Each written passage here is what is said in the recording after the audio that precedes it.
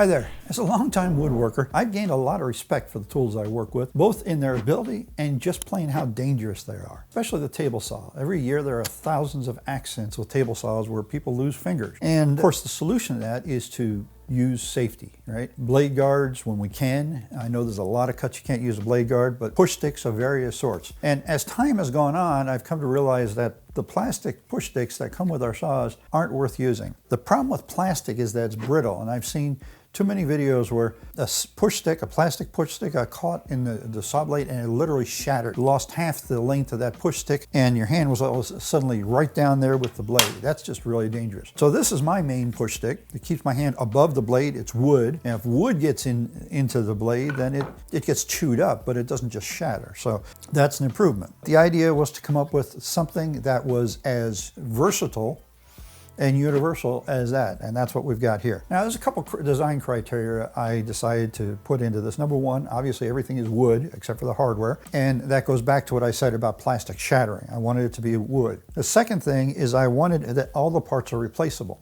okay? So there's actually very little glue in this design. The handle is glued to this base piece, and these two pieces forming this angle are glued together with their support block. And that's it. Everything else is held together with screws. Partially for adjustability and partially so that if I have to replace a piece, I just unscrew it. So that was part of my consideration. So here's what I've come up with. And let me show you how to build this.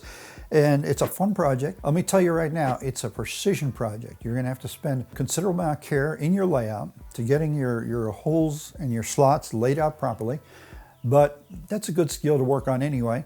And at the end, you have yourself what would otherwise be a rather expensive push block, except you made it yourself. You'll find a full set of plans for this project in the link below, including the assembly drawing, dimensional drawings for all the different parts that go into it, and the handle, you can even use that as a pattern as it's making to the right size. So you've got everything you need to get started. One of the things I'm doing fairly extensively in this design is using threaded inserts, and that's so I can insert these threaded knobs and make things adjustable. The thing about threaded inserts is that they've got to be put in exactly perpendicular. So I'm going to do my drilling on the drill press and make sure I get my holes aligned properly. The other thing that's really important is the hole size. It can be a little confusing with different types of threaded inserts because a lot of times the threading is tapered. And so you really need to drill your hole for the wider part of the taper, okay? Typically the instructions will come with the actual size when you buy the threaded inserts, but if they don't, you'll need to check with the manufacturer. Now the ones I'm using here require 23/64 hole, which is kind of an oddball size. And what I'm going to do is drill a smaller hole with a brad point bit so I can get that hole centered exactly where I want and then widen it out to the 23/64. The other thing you want to do is you want to drill the hole deeper than it needs to be so that you have clearance for the screw to go not only through the threaded part but into the material beyond. Using the brad point bit first helped me get my location more exact than I could with what is actually a fairly wide twist drill. But obviously that's not the right size, so I have to do a two-stage drilling operation.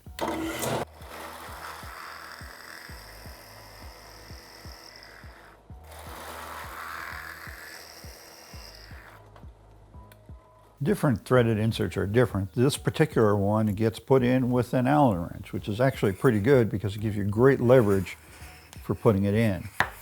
And there's not a whole lot of problem getting it straight because it's pretty much self-centering. You always want to put in threaded inserts just below flush, regardless of the type you're using. So you want to check that and make sure it's down in there just below flush. One of the most challenging parts of this build is cutting the various slots that are needed to make the adjustments. Making matters worse, my router table really doesn't allow me a lot of movement as far as my fence, especially back behind the bit. So I'm limited to the distance I can have between the edge of that slot and the edge of my board. And that's been a criteria in the way I've had to design this particular project. So what I've got here is I've got a 1/4 inch bit set in my table, and it's set high enough to come through the board.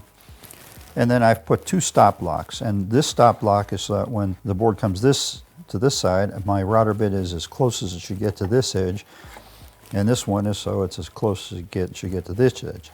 Now I'll be using my miter gauge to hold the piece perpendicular. Now one of the things I've got to watch out for in this process is that it doesn't get cockeyed at all, or I'll end up with a messed up slot. So let's give this a shot. And that worked pretty good. I got a pretty straight slot that time. I'll clean that up a little bit with a file just to make it a little wider, because that's a 1/4 inch slot and I've got 1/4 inch screws, and I just want to make sure it doesn't bind up any. So I'll just widen it out just a shade. This piece is a little different than the others in that instead of just slots, I actually had to do a step slot so that I can put a threaded stud in there and have it slide, okay? So these are typical for jigs and fixtures. You can buy those. So what I did is I replaced my 1/4 inch bit with a 1/2 inch bit, and I had to adjust the position of my blocks a little bit because I've got to do one side and then the other side, and you notice it's not symmetrical, okay? So this gave me that cutout, and I had to set my blade for just over 100 thousandths deep, not quite 1/8 of an inch. Now, I'm sure you noticed my cutout didn't come out real clean, but that doesn't matter. It's on the bottom side. It'll do the job, holding the head of these studs, and that's what it's supposed to do. So really, it's the exact same process. You just have to be careful about setting the depth and readjusting the blocks. The typical handle found on these push blocks is a D handle, like on this low-cost one here. That's not very ergonomic. It requires your hand to be bent pretty far over. So what I want is to go with a handle that's about a 45-degree angle. That's not only going to be more ergonomic, but it gets my hand farther away from the blade, which is just an added safety measure. So I've made myself a pattern, and I've copied that onto a piece of poplar here. And I'll go ahead and cut this out on the scroll saw. Well, I've got the router table out, and I'll go ahead and route the edges of my handle just to make it more comfortable. I didn't think you needed to watch me cut parts and drill holes, so I've skipped that part and done that off camera. But I'm here at the point of being ready to assemble this together. Now, let me say one thing before I start assembling things, and that is that this project challenges your ability in layout, because everything's got to be precise. When you've got a couple of slots that have to line up to mount to something else, then you better get them right, okay? So when you make yours, take the time to be patient. Now, one of my design criteria here is that everything is replaceable. So there's really almost no glue in this project. This assembly is glued together because I figure if it gets damaged, I will replace the entire assembly.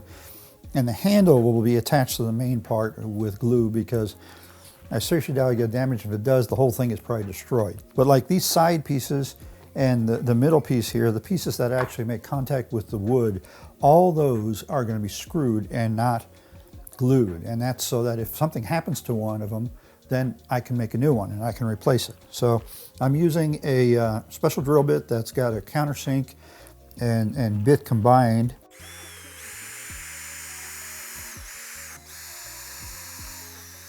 Normal wood screws, I want to be able to counter.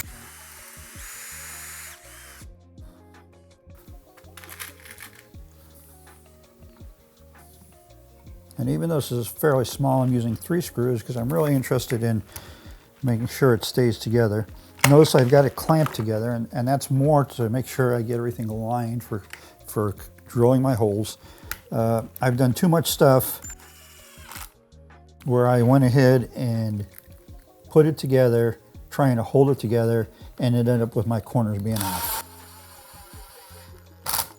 I'd rather take the few extra seconds to put a clamp on there and know it's going to turn out right.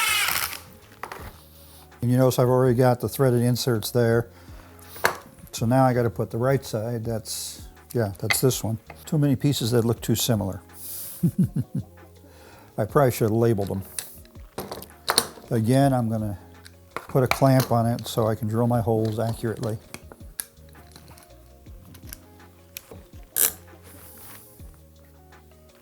You know, it's the little things like taking the time to clamp something that make a project come out neatly.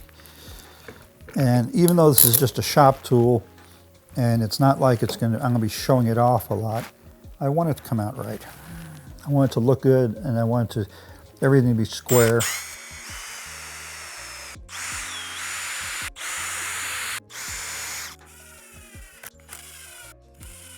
Okay, so there's those 2 pieces. And then this piece goes under in the middle. So these are the 3 contact points to make contact with the wood. That's the wrong one. I need a longer one, but this one will be, this one is adjustable. The middle one is adjustable. I also need to put a couple of threaded inserts here. Now this is a little unusual what I'm doing here, because I'm actually going, the threaded insert's a 1/2 inch long and this piece is only a 1/4 inch thick. So I'm actually going through this piece and into this piece with the threaded insert. You can do that because it's attached together. It's essentially as if it is one piece, and the threaded inserts actually end up acting as additional screws to hold it together. Works just fine.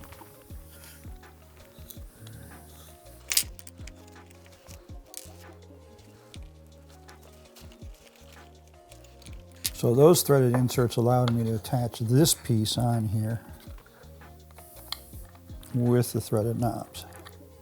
As I mentioned earlier, the handle is one of the 2 pieces that's actually getting glued together on this.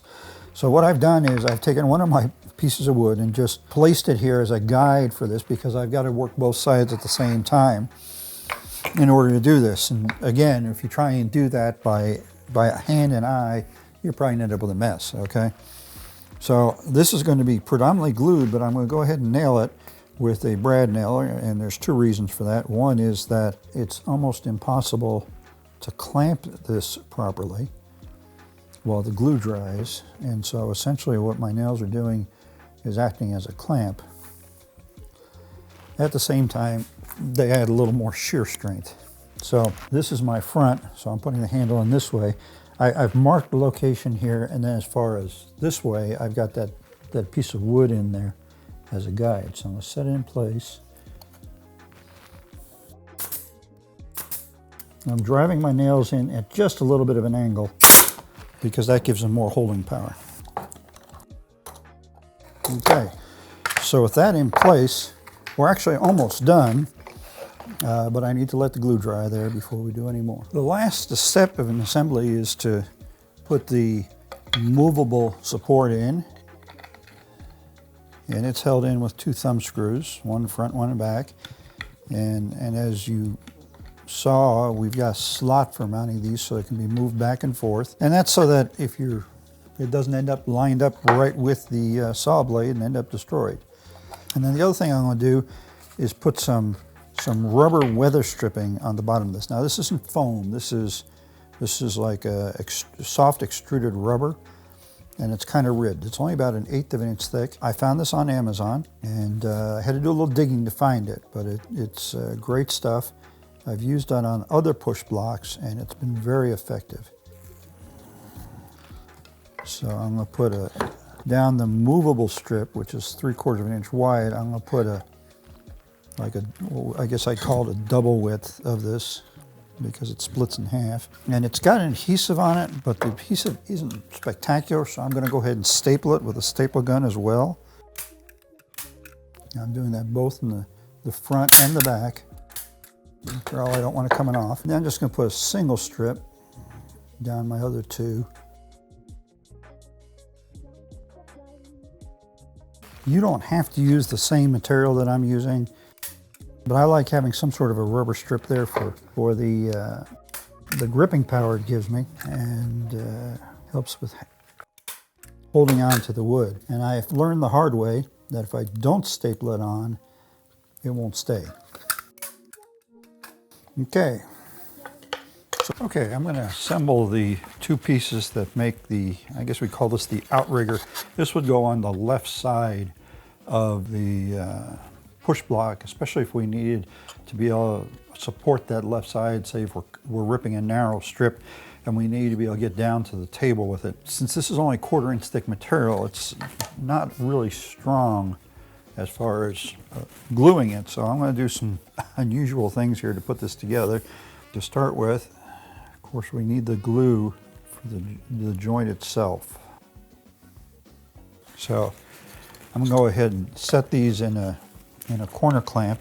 This will not be the final clamp, but this will allow me to get it put together. And to add strength to this, I'm going to add I guess you could call it a gusset piece, just a triangular piece. I don't feel that that's going to be very strong and have a very long life if I don't support it somehow. And so I'm going to set that in here. I've already marked where it goes.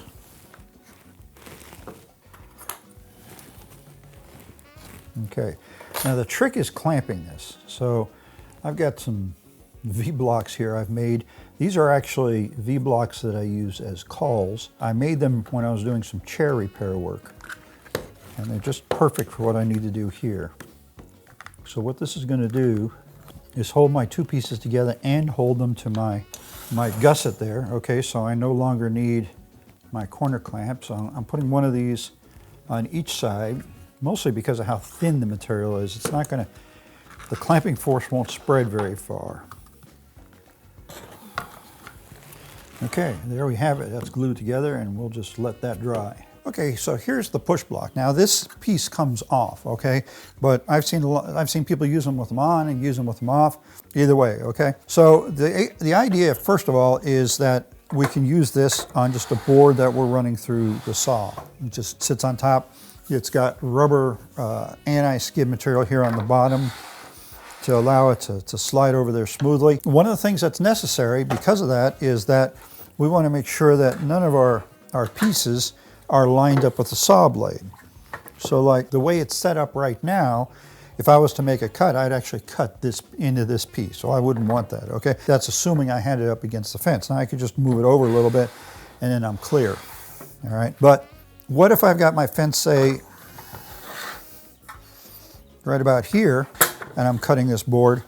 Well, the way it's set up right now, this piece would be right on the blade, so I'd end up cutting that piece. Obviously, I don't want to do that, so that's why we have these knobs here. We can adjust the position of this centerpiece laterally back and forth to make sure it clears the blade, okay? And so I can have my push block up against the fence, holding the piece down, and it's going to clear. All right, so that's your basic function of it, okay? And this piece here is really not doing anything. It's this that's doing it at that time. All right, so what if I've got a piece of wood that's really, really narrow? Say I want to cut a 1/4 of an inch off of this, and I can set it up here. I try and take my push block and put it on there, and really this leg is the only one that's on there. So that's not real secure. It's sitting cockeyed. So okay, we can handle that. That's what this piece, this angled piece here, this L piece is for. We can drop it down so it's riding on the table. There we go. And so now I've got that held really well. I can take that a step further, and if I want to hold this piece up against the fence, I've got this piece, which has got a couple of T-bolts in it, and it'll work kind of like a feather board. I'm going to put that up against my piece that I'm running through and attach it to the base plate. Okay, this would be attached with a couple of wing nuts or knob type nuts, okay? And so now I'm holding it up against the fence while I'm running it through. And we can even go one step further than that, and I've got this piece which can attach onto the other side here. Now unfortunately this is the only piece that isn't held with thumb screws or wing nuts or something like that. This one you have to use actual screws because this would be riding up against the fence, and we don't want to, those would get in the way of that. So I can use this piece in conjunction with this, and what that does for me when it's in there is make sure that it's level, that the push block is level. It's essentially making up for the extra thickness of this. I'm holding my piece of wood down, I'm holding it in towards the fence, and I'm able to push it through all at the same time. So there's various configurations you could use it, and that's why it's such a complex tool. For most cutting though, really all you need is this portion. And it gives us a very versatile tool. I have yet to spend much time working with it to see how great it is, but this is a way of maintaining safety. One of the things I really like about this type of a push block is that my hand is up and away from the saw blade. No matter what I do, my hand is up and away from the saw blade. So even if something goes wrong, my hand is still up and away from the saw blade. It's not like that, the plastic push stick, where if something goes wrong, my hand could be heading right for the saw blade. If something goes wrong, my hand is going to go over the saw blade. Much, much safer. Great design. So you may want to make one yourself. You know, this is a great project, and it's good practice for the precision again, okay? And so why not make some sawdust?